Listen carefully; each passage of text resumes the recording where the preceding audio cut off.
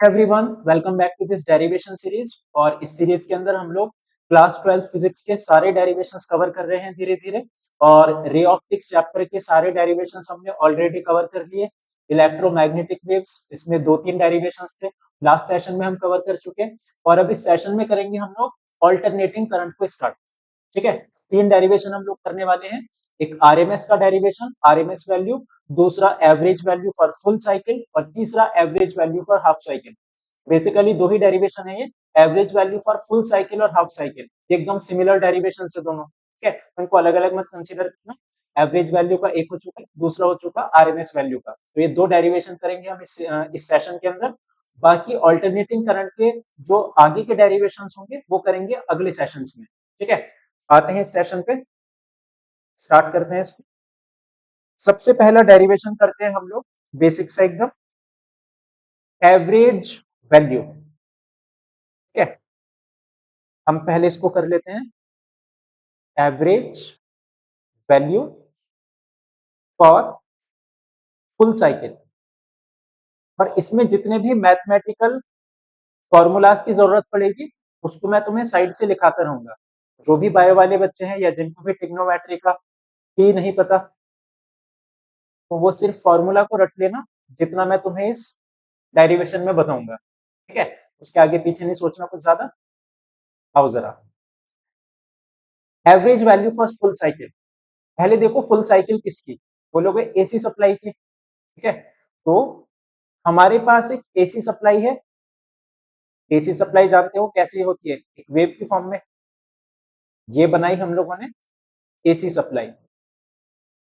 और इस AC supply की जो फुल साइकिल है, यानी कि जो इसकी वन साइकिल है, उसके लिए मुझे चाहिए एवरेज वैल्यू। ठीक है, सिंपल सिंपल पहले मैं इसका आंसर बता देता हूं यहीं से। ये होती है फुल साइकिल। जितना ये पॉजिटिव में चली उतना ये नेगेटिव में चली, तो पॉजिटिव वाला पार्ट नेगेटिव वाले पार्ट को कैंसिल आउट करेगा, आंसर कितना आएगा, जीरो। भाई हमें आंसर तो पता है, एवरेज वैल्यू जो होती है फुल साइकिल की वो होती है जीरो। तो ये आया कैसे, चेक कर लो। कुछ इंटीग्रेशन और डिफरेंशिएशन की हेल्प लूंगा, कैसे वो सुनो। Amount of charge, amount of charge flowing in small time dt। बहुत छोटा सा टाइम रेंज लेकर के चल रहे हैं हम लोग dt, और उसमें नोटिस किया कि कितना चार्ज फ्लो होगा, charge equals to current into time. ये होता है ना formula, charge equals to current into time. क्योंकि मैं इंटीग्रेशन और डिफरेंशिएशन की हेल्प ले रहा हूँ, सीधी सी बात है, स्मॉल क्वांटिटीज को कंसीडर करना पड़ेगा। तो मैंने बहुत छोटा सा टाइम कंसीडर किया और नोटिस किया कि उसमें कितना चार्ज फ्लो होगा, charge equals to current into time. Current कौन सा है, ये एसी करंट। और एसी करंट की इक्वेशन जानते हो, I equals to I not sine omega T.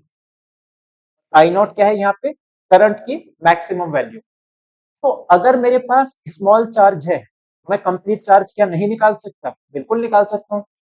For full cycle, full cycle के लिए टोटल चार्ज कितना होगा, टोटल चार्ज फुल साइकिल के लिए टोटल चार्ज होगा हमारा, सिंपल हम इंटीग्रेट कर देंगे, आ जाएगा। इधर इंटीग्रेशन जीरो से क्यू, और इधर इंटीग्रेशन जीरो से कैपिटल टी। कैपिटल टी मतलब उसका टाइम पीरियड, ये हो चुका। अब जीरो से क्यू का इंटीग्रेशन करोगे वो क्यू आ जाएगा। बाकी जो इसका इंटीग्रेशन है वो देखो, आई नॉट कांस्टेंट है, बाहर लिखो, जीरो टू टी ऐसे ही रहेगा, अंदर बचेगा साइन ओमेगा टी dt। अब एक छोटा सा फॉर्मूला इंटीग्रेशन का, जिसको भी नहीं पता, इंटीग्रेशन ऑफ साइन के एक्स इंटू dx, जहां पर k क्या है, कोई कांस्टेंट।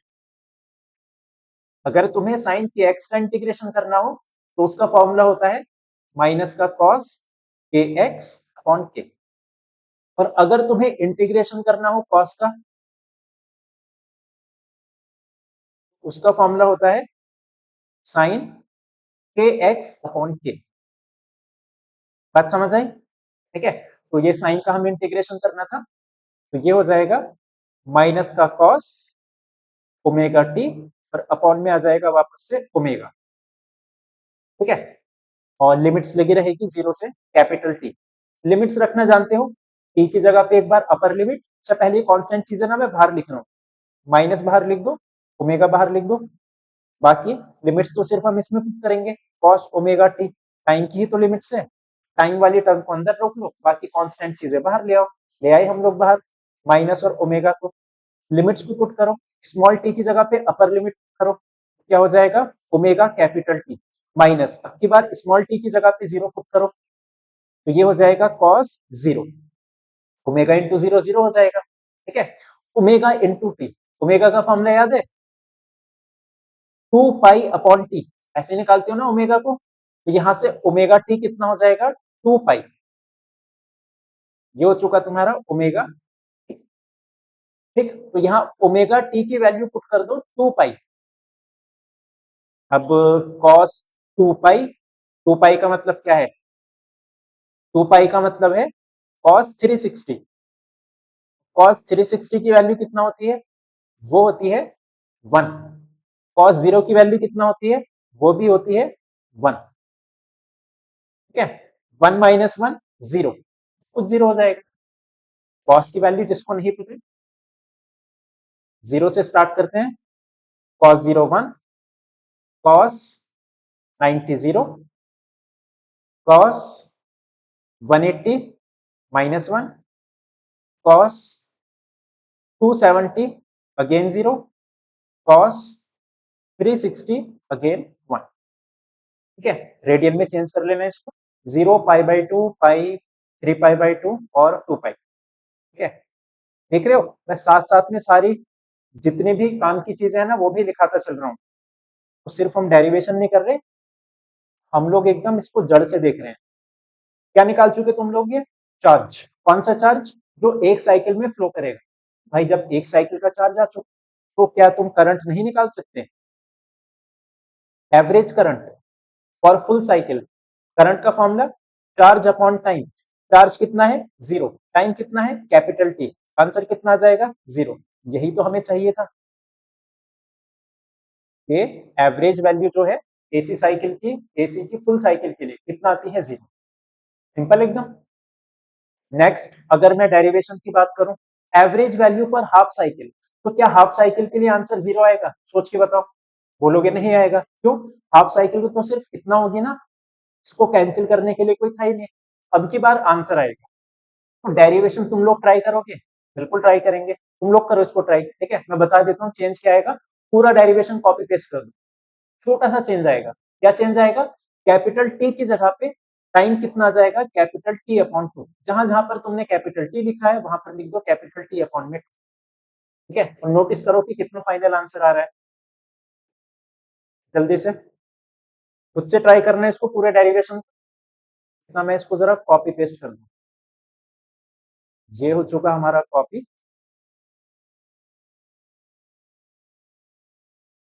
और ये हो चुका हमारा पेस्ट,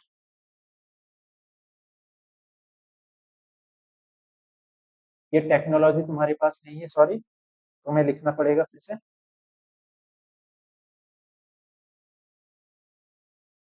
ठीक है।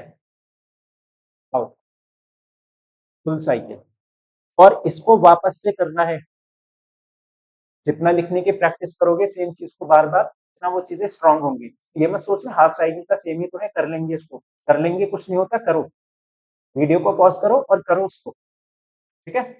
तो जहां जहां पर हमने कैपिटल टी लिखा है वहां पे चेंज किया जाएगा T upon two, T upon two, T upon two, T upon two, T upon two, और यहाँ अपॉन में, अब यहाँ से चेंज आने स्टार्ट होंगे, क्या चेंज आएंगे, देखो, ये ना 2 से 2 कैंसिल हो जाएगा, और अगर ये 2 से 2 कैंसिल हो गया तो cos पाई, cos पाई का मतलब क्या बचा, वो cos 180, cos 180 जस्ट पीछे बताया वो होता है -1, बात समझ आई, पहले ही +1 था तो 1 - 1 जीरो हो गया था, बट अब cos 180 है जो कि होता है -1, अब ये जीरो नहीं होगा, अब ये सॉल्व कर लो, ये 2 आ जाएगा, माइनस माइनस कैंसिल, तो ये बचेगा 2I0 अपॉन ओमेगा, ये आंसर नहीं है, ठीक है। अभी हमें करंट निकालना है, ये तो तुमने चार्ज फाइंड किया है ना, तो चार्ज से करंट कैसे निकालोगे, बोलोगे सिंपल चीज है सर जी, ये तो आई एवरेज, अब एक छोटी सी गलती करोगे, तुम टी को चेंज करना भूल जाओगे, तुम बोलोगे चार्ज अपॉन टाइम, चार्ज तो तुम खुद कर दोगे, बट टी को तुम चेंज करना भूल जाओगे, ध्यान रहे कि अब की बार हाफ साइकिल है, टाइम जो होगा वो हाफ होगा, 2I0/ओमेगा, ये तो चार्ज हो चुका, और स्मॉल टी की जगह पे T/2, बस ये स्टेप मत भूल जाना, बाकी इसमें कुछ है नहीं।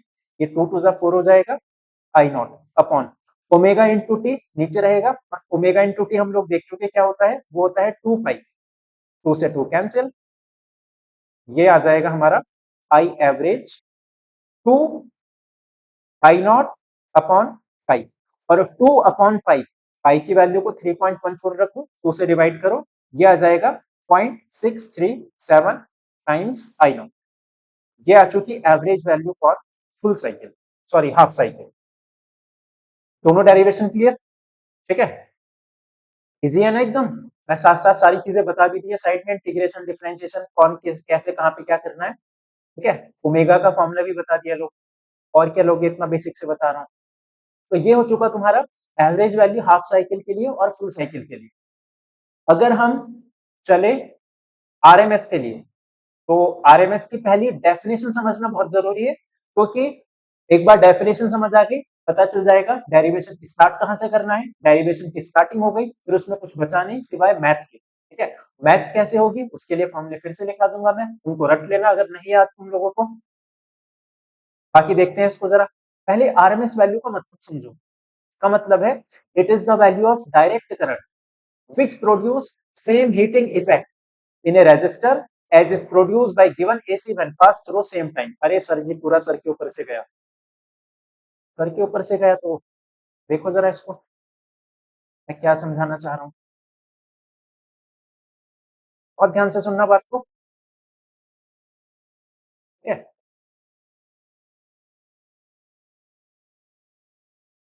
हमारे पास एक रेजिस्टर है आर, इसको कनेक्ट किया हमने डीसी सप्लाई से, ये सिंबल होता है डीसी सप्लाई का, और उसको कनेक्ट किया हमने एसी सप्लाई से। दो केस लेके चल रहे हैं, एक बार डीसी से और एक बार एसी से। जानते हो कि एसी सप्लाई की वैल्यू फिक्स नहीं होती, तो ऐसे वेरिएट करती रहती है। डीसी सप्लाई की वैल्यू एकदम फिक्स होती है। मान लिया इसकी जो फिक्स वैल्यू है, एग्जांपल के लिए मान के चल रहा हूँ, ये जो करंट है वो है 5 एम्पियर, और ये जो करंट है ये तो तुम बता ही नहीं पाओगे, ये तो कंटिन्यूअसली चेंज हो रहा है। ठीक, अब मैं क्या कर रहा हूँ, इन दोनों केस को कंपेयर कर रहा हूँ। ठीक है, कैसे? मान लिया इस एसी सप्लाई को हमने 10 सेकंड के लिए भेजा यहाँ पर, और इसमें जो हीट प्रोड्यूस हुई वो प्रोड्यूस हुई 50 जूल। इधर भी हम लोगों ने ये करंट को 10 सेकंड के लिए भेजा, और हीट इसमें कितना प्रोड्यूस हुई, वो भी 50 जूल प्रोड्यूस हुई। तो क्या मैं ऐसा बोल सकता हूँ कि चाहे तुम करंट बोलो 5 एम्पियर, चाहे तुम करंट बोलो ये कितना करंट है नहीं पता, इसकी हम इक्वेशन बता सकते हैं, बस एक्चुअल वैल्यू हम नहीं बता सकते। I equals to I not sine omega T. ठीक है, तो जस्ट फॉर अंडरस्टैंडिंग, सिर्फ अपने समझने के लिए, इस केस में अगर मैं बोल दूं कि भाई इसमें जो एसी करंट है वो 5 एम्पियर का है, ठीक है, मैं इस केस में ये बोल दूं कि करंट जो है 5 एम्पियर का है, क्या कुछ गलत हो जाएगा? कुछ गलत नहीं होगा। ठीक है, सेम ही काम तो हो रहा है दोनों में, यहाँ भी 10 सेकंड में 50 जूल बने, यहाँ भी 10 सेकंड में 50 जूल बने। प्रॉब्लम क्या थी, यहाँ पे मुझे करंट पता था, यहाँ करंट की वैल्यू नहीं पता। करंट की इक्वेशन पता है, अगर मैं कैलकुलेशन करूं, कैलकुलेशन तुम इक्वेशन लेके थोड़ी ना करोगे, कॉम्प्लेक्स हो जाएगी। कैलकुलेशन तो तुम कोई वैल्यू लेके करोगे ना, यहाँ मुझे वैल्यू की रिक्वायरमेंट है। ठीक है, तो मैं क्या कर रहा हूँ, सिर्फ कैलकुलेशन के पॉइंट ऑफ व्यू से, सिर्फ कैलकुलेशन के लिए मैं इस वैल्यू को यहाँ यूज कर रहा हूँ। ठीक है, क्योंकि दोनों केस सेम है, सब कुछ सेम है, तो मैं इस वैल्यू को यहाँ पर यूज कर सकता हूँ सिर्फ कैलकुलेशन के लिए। मैं बोलूंगा कि भाई ये एसी करंट 5 एम्पियर है, जिसने 10 सेकंड में 50 जूल हीट को प्रोड्यूस किया, क्योंकि भाई काम सेम यहाँ पे हो रहा था। 10 सेकंड में 50 जूल हीट प्रोड्यूस हो रही है इस रेजिस्टेंस में, इस करंट की वजह से, 5 एम्पियर की वजह से। तो इस करंट को मैं यहाँ पे यूज करूंगा फॉर सिंप्लीफाइंग अवर कैलकुलेशंस। ठीक है, तब इस करंट को नाम दिया जाएगा, ये है हमारा आरएमएस करंट। अगर मैं एक्चुअल में तुमसे पूछूं कि आरएमएस करंट कौन सा करंट है, क्या वो डीसी करंट है, क्या वो एसी करंट है, तो तुम्हारा आंसर क्या होगा कि सर जी आरएमएस करंट जो होता है वो होता है डीसी करंट एक्चुअल में। ठीक है, बट हम इसको यूज कहाँ पे करने वाले हैं, हम इसको यूज करेंगे एसी सप्लाई में। इस करंट को इधर क्यों यूज करेंगे हम लोग, क्योंकि कैलकुलेशन सिंप्लीफाई करनी है हमें। ठीक है, अच्छा ऐसे कैसे यूज कर सकते हैं, बिल्कुल कर सकते हैं, क्योंकि जो काम यहाँ पे हुआ वही काम यहाँ पे हो रहा है। आ जाओ जरा डेफिनेशन पे। RMS current is defined as the value of direct current, लिख दिया ना, आरएमएस करंट किसकी वैल्यू है, डायरेक्ट करंट की।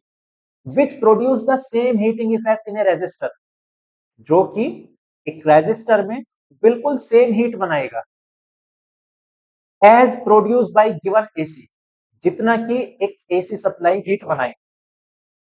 आरएमएस करंट डीसी सप्लाई का वो करंट है, ठीक है, जो कि सेम हीट बनाएगा जितना एसी सप्लाई ने बनाई, when pass through same time, जब इन दोनों को सेम टाइम के लिए हम पास करेंगे। आई होप डेफिनेशन बहुत बढ़िया तरीके से समझ आई होगी, और अगर डेफिनेशन समझ आ गई, देखो हमारा डेरिवेशन कैसे चलेगा, ठीक है। मैं बोल रहा हूँ कि इधर जो हीट है और इधर जो हीट है सेम है, बस डेरिवेशन यहीं से स्टार्ट होगा, ठीक है। Heat produce in DC, heat produce in AC, दोनों सेम है, डाल दो दोनों को सेम, ठीक।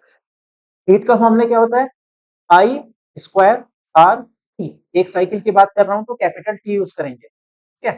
हीट का फॉर्मूला सिंपल, आई स्क्वायर आर टी, और ये डीसी सप्लाई का करंट है जिसको हमने नाम दिया क्या, आर एम एस, यही हमें करना है फाइन।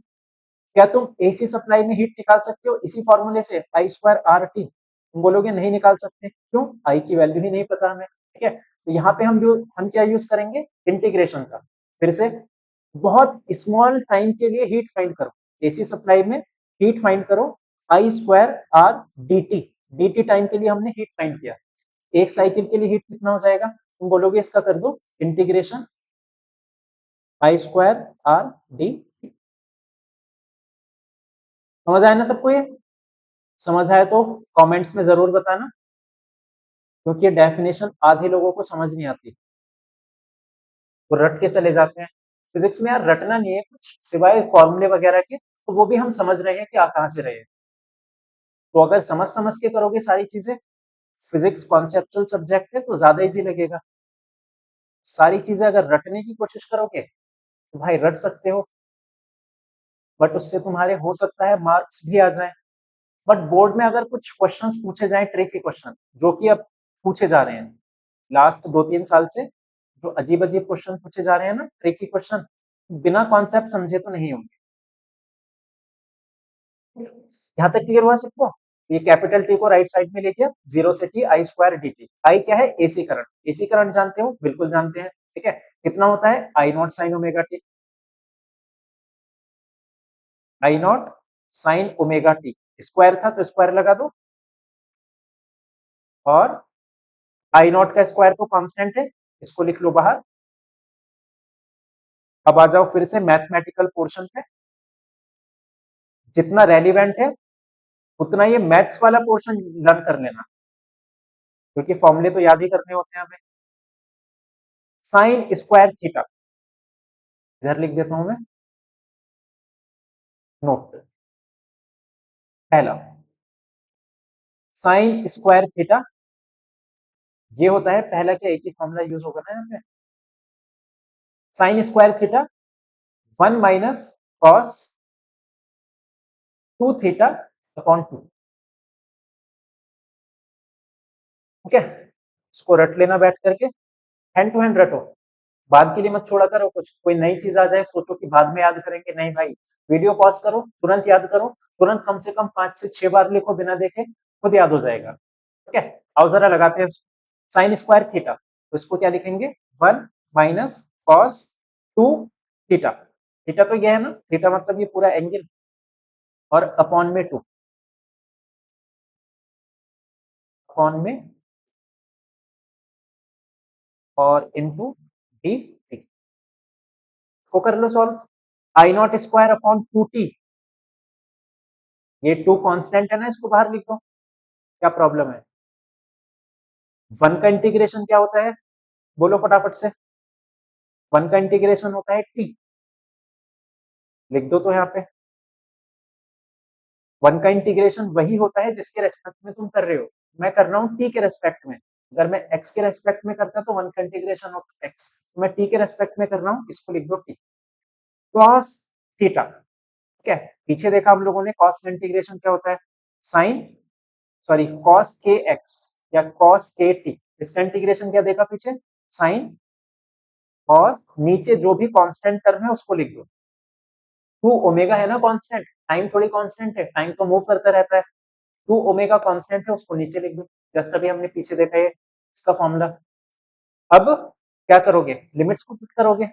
लिमिट्स कैसे पुट होगे भाई, इस पूरे में इस पूरे में एक बार स्मॉल टी की जगह पे लिखो कैपिटल टी, माइनस इस पूरे में एक बार स्मॉल टी की जगह पे लिखो लोअर लिमिट 0। स्मॉल टी की जगह पे मैं लिख रहा हूं यहाँ पे capital T sine 2t upon 2 omega. काम खत्म। जहां जहां स्मॉल टी था कैपिटल टी, माइनस जहां जहां स्मॉल टी है वहां वहां 0 लिख दो। ये लिख दिया हमने 0। साइन 0 की वैल्यू बताओ कितना होती है, 0। खत्म ये पूरी टर्म, ये वाली पूरी टर्म खत्म। साइन 0 0, ये भी 0, इसको तो हटा दो। ठीक है, ओमेगा टी, ओमेगा टी को जस्ट तुमने पीछे देखा, क्या लिखते हो ओमेगा टी को, 2 पाई लिखते हो। तो ये बना हमारा साइन 4 पाई। ठीक है, यहां तक क्लियर। ओमेगा टी को 2 पाई लिखते हो, 2 पाई इंटू 2 कितना हो गया 4 पाई। अब जरा साइन की वैल्यूज पे आ जाओ, अगर साइन की वैल्यूज नहीं याद, नोट साइन 0 बोलो, तुम बोलोगे साइन 0 होता है 0, साइन 90 1, साइन 180 0, साइन 270 -1, साइन 360 वापस से 0। इनको रेडियंस में कर लेना, 0 मतलब तो 0, 90 मतलब पाई बाई 2, 180 मतलब पाई, 270 मतलब 3 पाई बाई 2 और 360 मतलब 2 पाई। अब एक बात को जरा गौर से सुनो, वो क्या, साइन की वैल्यू या फिर कॉस की वैल्यू अपने आप को रिपीट करती है हर 2 पाई के बाद। जैसे अगर मैं बोल रहा हूं कि साइन 2 पाई की वैल्यू है 0, ठीक है, तो इसमें तुम 2 पाई ऐड करोगे तो वापस से सेम वैल्यू मिलेगी। 2 पाई में 2 पाई ऐड करो 4 पाई, उसकी वैल्यू कितना होगी, वो भी 0। उसमें 2 पाई और ऐड करो 6 पाई हो जाएगा, उसकी वैल्यू कितना होगी, वो भी 0 होगी। ठीक है, ऐसे इसमें देख लो, साइन पाई की वैल्यू कितना है 0, इसमें अगर मैं 2 पाई ऐड कर दूं क्या बन जाएगा 3 पाई, उसकी वैल्यू कितना होगी, वो भी 0 होगी। ठीक है, ऐसे इसमें आ जाओ, पाई बाई 2 है, इसमें अगर तुम 2 पाई को ऐड कर दोगे क्या बन जाएगा 5 पाई बाई 2, इसकी वैल्यू कितना होगी 1।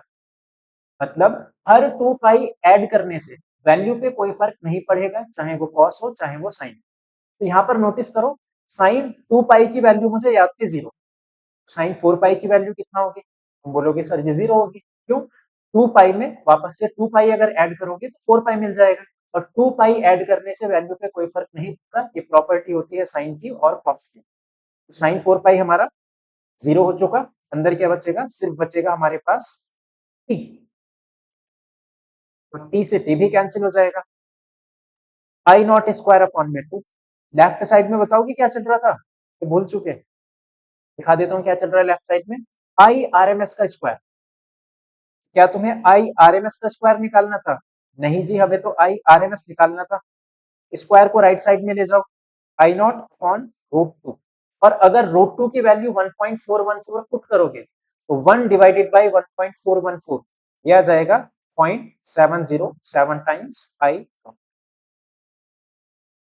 बढ़िया से एकदम क्लियर हुआ, सारी छोटी छोटी वैल्यूज के साथ, सारे फॉर्मूले के साथ, इंटीग्रेशन डिफरेंशिएशन क्या क्या हमने यहाँ पे यूज करा, लिमिट्स कैसे पुट करें, सब एकदम छोटी से छोटी चीज। और सबसे मेन चीज जो सारी दुनिया छोड़ती है, ठीक है, बट हम इंटेलिजेंट लोग हैं, हम नहीं छोड़ेंगे, इसकी डेफिनेशन।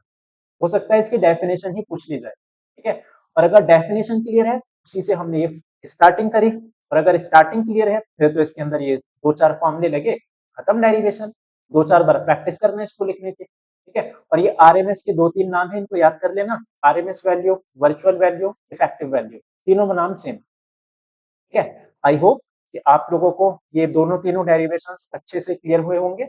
अगर अच्छे से क्लियर हुए तो कमेंट्स में बताना, नहीं क्लियर हुए तो भी कमेंट्स में बताना। ठीक है, नेक्स्ट सेशन में हम लोग करेंगे फेजर डायग्राम के रिलेटेड डेरिवेशंस। ठीक है, कैपेसिटर का जो फेजर डायग्राम है उसमें प्रूफ करते हैं कि पाई बाई 2 से लीड करेगा करंट, और इंडक्टर में पाई बाई 2 से लैग करेगा करंट।